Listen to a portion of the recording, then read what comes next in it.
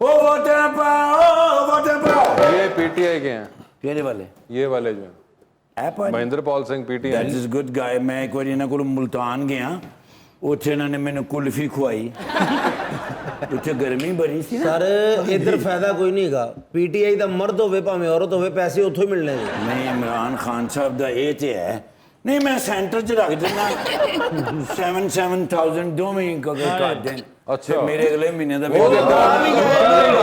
बाजी ने जी बाजी केड़ी पार्टी दा? पीएमएलएन।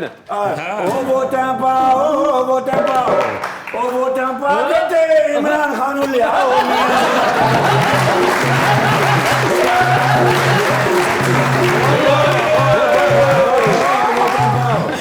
लियाओ इमरान खान ओ वोटां पा के मेरे मियां साहब नूं काढना लंदन नसाओ। नहीं नहीं नहीं नहीं नहीं गुड गाय।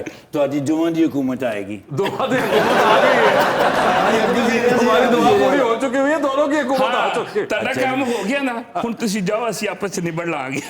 ਇਹ 5,000 ਹੋਰ ਦਿਓ, ਤੁਹਾਨੂੰ ਮੈਂ ਜਨੂਬੀ ਪੰਜਾਬ ਦਾ ਸੀਐਮ ਬਣਾਵਾਂ।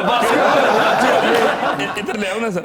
ਨਹੀਂ ਤੁਸੀਂ ਖੋਲੋਗੇ। ਮੈਂ ਤੁਹਾਨੂੰ 10,000 ਨੋਟ बनाते ਦਿੰਦਾ। हो सीएम तुम? 5,000 ਚ इसमें क्या मिलेगा? ਤੁਹਾਨੂੰ ਵੀ ਮੈਂ ਸੀਐਮ ਬਣਾ ਸਕਣਾ। अच्छा ਲੇਕਿਨ ਜ਼ਿਆਦਾ ਤੋਂ ਜ਼ਿਆਦਾ ਤੁਸੀਂ 17 ਤੋਂ 18 ਮਿੰਟ ਰਹੋਗੇ।